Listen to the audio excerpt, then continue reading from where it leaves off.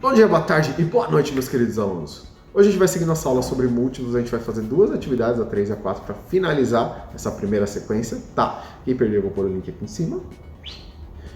E aí nós vamos seguir então para a atividade do caderno da cidade, tá? A gente vai até a página 82, então de 77 até 82. Seguimos falando sobre os múltiplos, vamos fazer umas atividades bem tranquilas, a gente vai fazer umas continhas de multiplicação, obviamente, e também relacionar com a divisão, né? Multiplicação e divisão é o mesmo campo da matemática, são operações opostas. Então, sem mais delongas, vamos lá para a atividade. Então aqui, meu povo, nós já fizemos a atividade 2, vamos iniciar então aqui a atividade 3, dando esse zoom bonitinho que nós temos aqui. A atividade 3 diz o seguinte: João contou a Ana que desde a antiguidade os homens têm a necessidade de se manter segredos e criptografar mensagem. Os primeiros registros de uso da criptografia foram no Egito há 2000 anos antes de Cristo. Ele contou que atualmente sites, bancos e empresas usam números primos para criptografia de algumas informações. Realmente isso acontece. Ana perguntou a João o que são e como podemos identificar os números primos. Para responder essa questão, João pediu que Ana marcasse todos os números que são divisíveis por 2, exceto o próprio 2. Com o lápis de cor da mesma cor, faça essa marcação. Ou seja, aqui nessa tabelinha, nós vamos marcar todos os números que são pares, com exceção do número 2. Então, pulo 2. Quais são os números pares? Então, aqui vocês vão marcar, colorir os números pares, tá? Então, aqui é só colorir. Ah, professor, de que cor? A cor que você quiser. Então, vocês vão marcar para mim quais são os números pares. Eu vou pôr aqui do lado, ó. Beleza? Então, vamos colocar os números pares neste quadro, beleza? Número par é aquele que dá para dividir por 2. Partindo aqui em cima. Depois adote o mesmo procedimento utilizando cores diferentes para marcar todos os números que são divisíveis por 3 e 5, exceto eles mesmos. Repita esse procedimento usando lápis de outras cores até que não seja mais possível eliminar mais números. Quais números sobraram? Então vamos lá. Aqui, vocês vão voltar aqui e vou marcar os números que tem na tabuada dos 3, tá? Lembra que passa do 30 e do 5. Do 3 e do 5, tá? Então na questão 2 a gente volta para a tabela e colore também os números que tem na tabuada do 3 e do 5, de outras cores, tá? De novo, não pinta o 2, não pinta o 3 e nem o 5, tá? Então vocês vão pintar todos os pares, os números que tem na tabuada do 3 que ainda não foram pintados, e os números que tem na tabuada do 5 que também não foram pintados, tá certo? E aí vou escrever para mim os números que sobrou aqui. Então, quais não foram pintados, certo? Então vocês vão marcar aqui para mim quais números não foram pintados, beleza? E aqui embaixo está escrito aqui, o que pode se dizer dos números que sobraram? Então, qual característica, o que vocês acham desses números que não foram pintados? Características, certo? Que número que não foi pintado, que sobrou, o que vocês acham que eles são? Beleza? Beleza? E aí, tome nota. Vocês vão ler esse tome nota aqui bonitinho, tá? É muito interessante, ó. Números 2, 3 e 5 e os outros que sobraram só tem como divisores o número 1 e eles próprios. Por isso são denominados números primos. Os números que foram marcados com lápis coloridos, como 4, 10, 35, etc., têm mais divisores do que 1 e eles próprios. Aí são chamados de números compostos, que podem ser decompostos em um produto de números primos. Por exemplo, o 12. O 12 pode ser 2 vezes 3, 2 vezes 2 vezes 3. Tá? Então, esses números que sobraram aqui, nessa aqui, ele já responde qual característica dele. Ele só dá para dividir por 1 e por ele mesmo. Tá? Os outros são chamados de números compostos, porque dá para dividir por mais de 1. E aí, seguindo então para a atividade 4, está dizendo o seguinte. João comentou com Ana que poderiam usar retângulos desenhados em um papel quadriculado para identificar os números primos e números compostos. Ele propôs o seguinte desafio para ela. De quantas formas você poderá organizar os retângulos cujo total tenha 10 quadradinhos? Aí a Ana fez alguns esquemas e respondeu. Aí está aqui os esquemas. Ela fez um quadradão, um retângulozão com uma fileira só com 10 quadradinhos. Outro retângulo também com uma fileira com 10 quadradinhos. 2 fileiras com 5 e 2 fileiras com 5 aqui como nas operações que estão aqui. Virando a folha.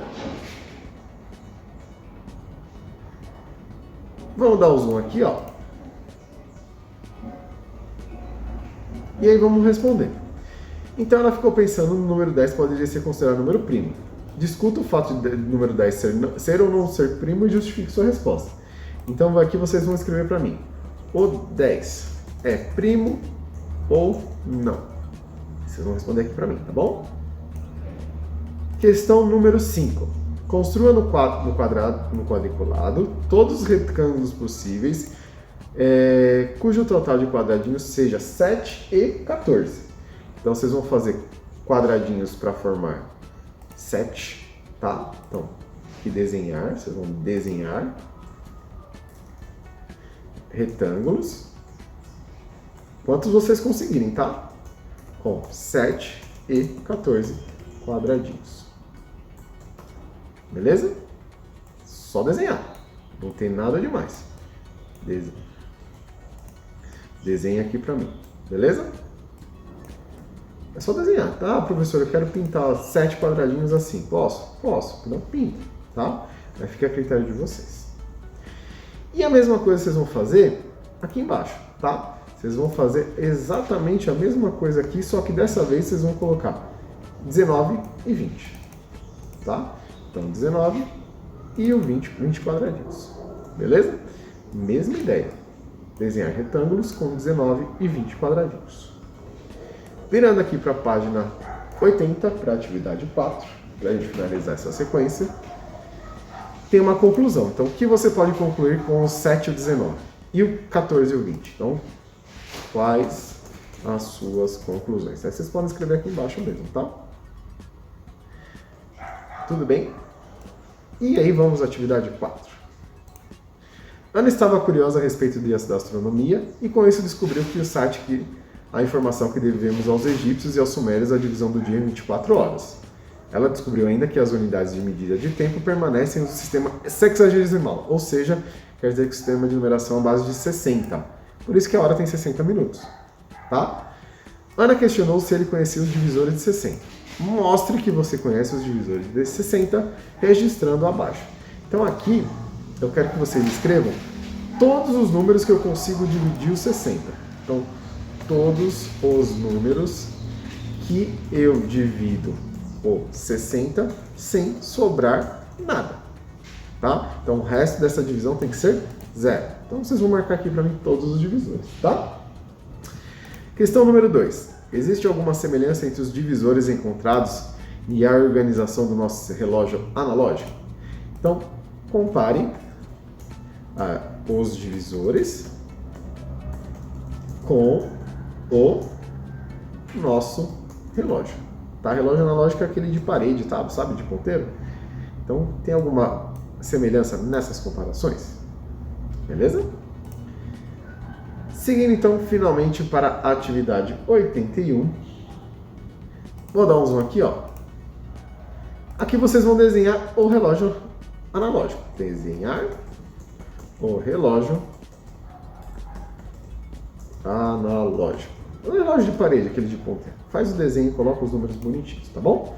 Aqui é um desenho maravilhoso de vocês.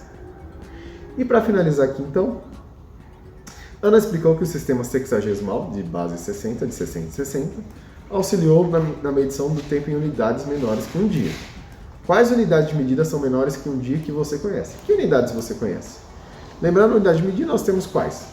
Tá? Quais unidades de medida de tempo compõem o dia? Lembrando, unidade de medida de tempo, a gente pode colocar hora, minuto, segundo. Olha a dica do prof.